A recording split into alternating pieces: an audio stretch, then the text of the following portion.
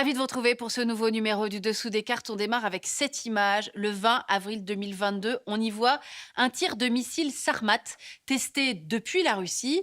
Une image fournie par l'agence de presse russe Sputnik. Ce missile a été surnommé Satan 2 pour indiquer bien sûr sa redoutable puissance puisqu'il serait capable de frapper la plupart des pays du globe. L'invasion de l'Ukraine par la Russie marque une rupture majeure de notre histoire du XXIe siècle. C'est le retour de la guerre au cœur de l'Europe, mais aussi le retour de la menace nucléaire, formulée explicitement par le dirigeant de l'une des plus grandes puissances du monde. Vladimir Poutine a changé les règles du jeu nucléaire, qui consistait jusqu'ici pour un État à faire connaître ses capacités nucléaires, mais sans parler de s'en servir.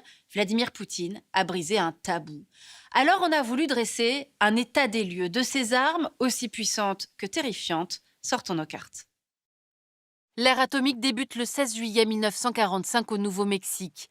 L'armée américaine teste la première bombe à fission nucléaire, aboutissement du projet Manhattan lancé à l'été 1942 par crainte d'une bombe nazie qui ne sera finalement jamais développée.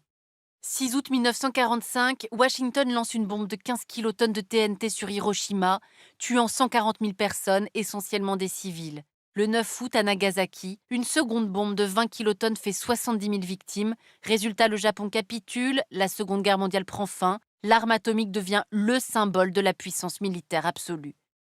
1949, en pleine guerre froide, l'URSS rattrape son retard avec une bombe A testée au Kazakhstan. États-Unis et URSS vont ensuite développer des bombes H beaucoup plus puissantes. C'est l'équilibre de la terreur, la dissuasion nucléaire reposant sur la menace de destruction mutuelle assurée. À ce jour, Washington et Moscou n'ont jamais osé s'attaquer directement. 3 autres États vont ensuite rejoindre ce club fermé. Le Royaume-Uni, qui teste sa première bombe dans les lointaines îles Montebello en 1952. La France fait son premier test dans le désert algérien en 1960. Enfin, la Chine dans le Xinjiang en 1964.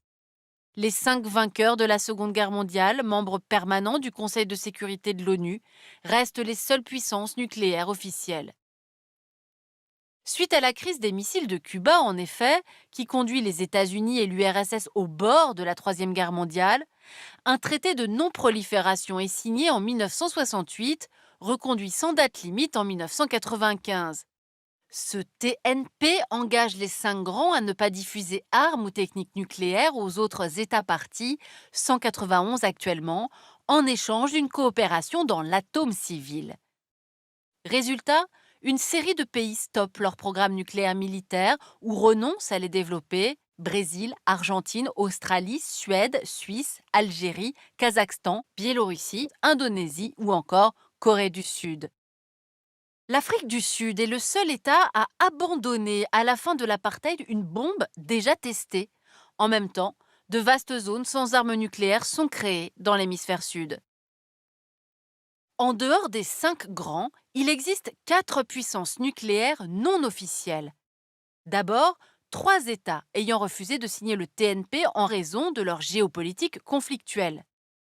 C'est le cas notamment d'Israël, pour qui l'arme nucléaire, développée avec l'aide française dans les années 1950, sert d'assurance ultime face à ses voisins ennemis des différentes périodes.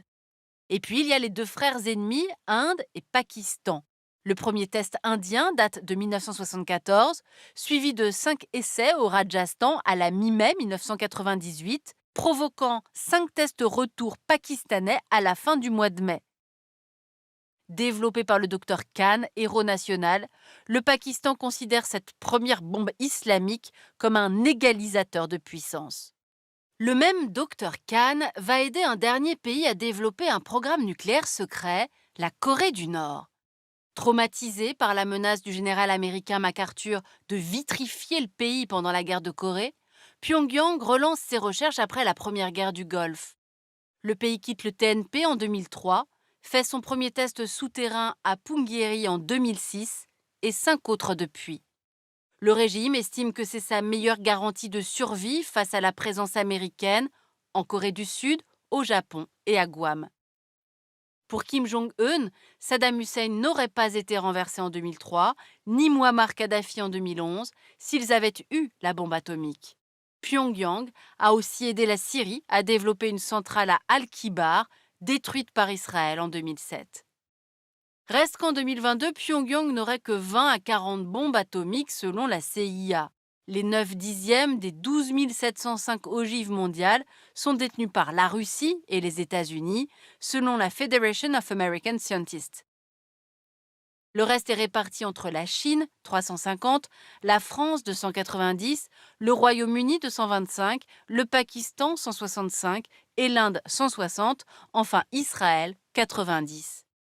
Seul élément contrebalançant ce sombre état des lieux, le nombre d'ogives a été divisé par 6 depuis 1986, 70 000 à l'époque, suite au traité START de désarmement post-guerre froide. Maigre compensation, car l'arsenal mondial permet toujours de détruire la planète. Et puis on l'a dit, la guerre en Ukraine et les nouveaux missiles en développement ont relancé le débat sur l'utilisation de ces armes nucléaires. Resteront-elles des armes de dissuasion, c'est-à-dire faites pour ne jamais être utilisées, ou va-t-on vers leur banalisation avec des missiles nucléaires tactiques utilisables en cas de conflit? C'est la crainte réveillée par le nouveau discours de Vladimir Poutine depuis son offensive sur l'Ukraine et l'occasion pour nous de passer en revue l'état des stocks pour chacune des 5 grandes puissances.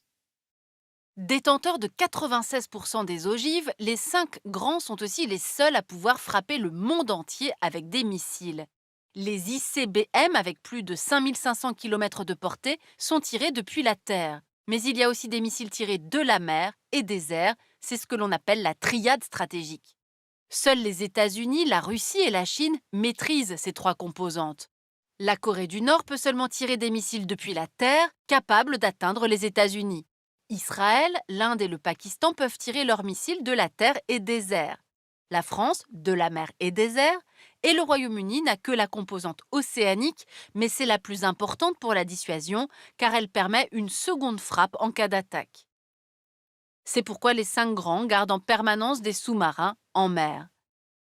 Les Américains possèdent en tout 14 sous-marins lanceurs d'engins, les Russes 10, les Chinois 6, et les Anglais et Français chacun 4 sous-marins. On voit ici les bases de sous-marins des 5 grands. La base française est à l'île Longue, près de Brest.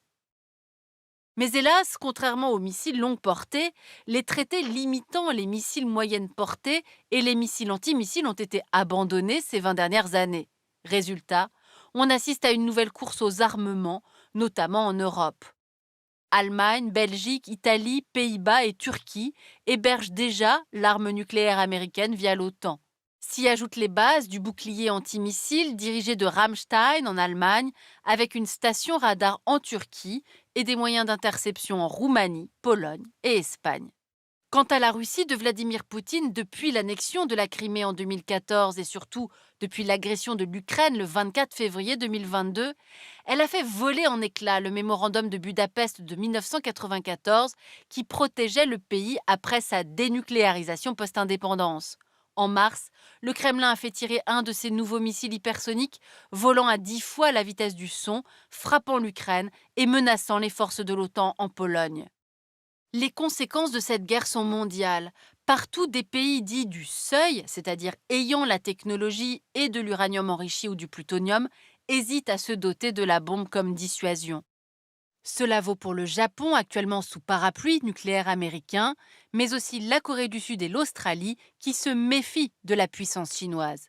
En 2021, Canberra a décidé de se doter de 8 sous-marins à propulsion nucléaire américains dans les prochaines décennies, suite à l'accord de défense AUKUS. La Corée du Sud développe son propre missile balistique. Et que feront Taïwan ou l'Indonésie pour se protéger? Autre région, le Moyen-Orient. Ici en Iran, depuis qu'en 2018 Trump est sorti de l'accord international de limitation du nucléaire iranien, l'usine de Natanz produit désormais de l'uranium enrichi à 60%. De quoi rapprocher encore tous les pays qui redoutent une bombe iranienne, Israël bien sûr, mais aussi les autres États avec qui Tel Aviv a signé des accords de paix historiques, Bahreïn, les Émirats et le Maroc. Quant à l'Arabie saoudite, elle a déjà un programme nucléaire civil. Dans ce contexte, le monde entier espère que le tabou imposé depuis 1945 sur l'utilisation de l'arme atomique sera maintenu. Car voici l'impact qu'aurait apparu une ogive de 300 kilotonnes, 20 fois celle d'Hiroshima, qui existe dans tous les arsenaux modernes, une boule de feu de 2 km², une onde de chaleur sur 125 km² et des radiations sur 14 km², provoquant 665 000 morts et 1 million de blessés. Quant à la Tsar Bomba soviétique, la bombe la plus puissante jamais testée, elle ferait plus de 6 millions de morts. Voilà pour cette brève histoire des armes nucléaires et ce tournant de la guerre en Ukraine avec les menaces explicites de Vladimir Poutine qui contreviennent aux règles du jeu nucléaire. On l'a vu, de nombreux États ont fait le choix de l'arme nucléaire comme seule puissance. C'est le cas de la dynastie des Kim en Corée du Nord, pour qui la bombe évite le renversement de régime. Ironie du sort, au début des années 90, l'Ukraine détenait 17% des armes nucléaires de l'URSS. Elle a accepté de s'en défaire lors du mémorandum de Budapest en 1994. Si elle les avait conservées, Moscou en 2022 aurait-elle risqué l'invasion? Ainsi s'achève ce nouveau numéro du Dessous des cartes. Rendez-vous bien sûr la semaine prochaine, même endroit, même heure. Et d'ici là, n'oubliez pas notre site internet arte.tv. À bientôt.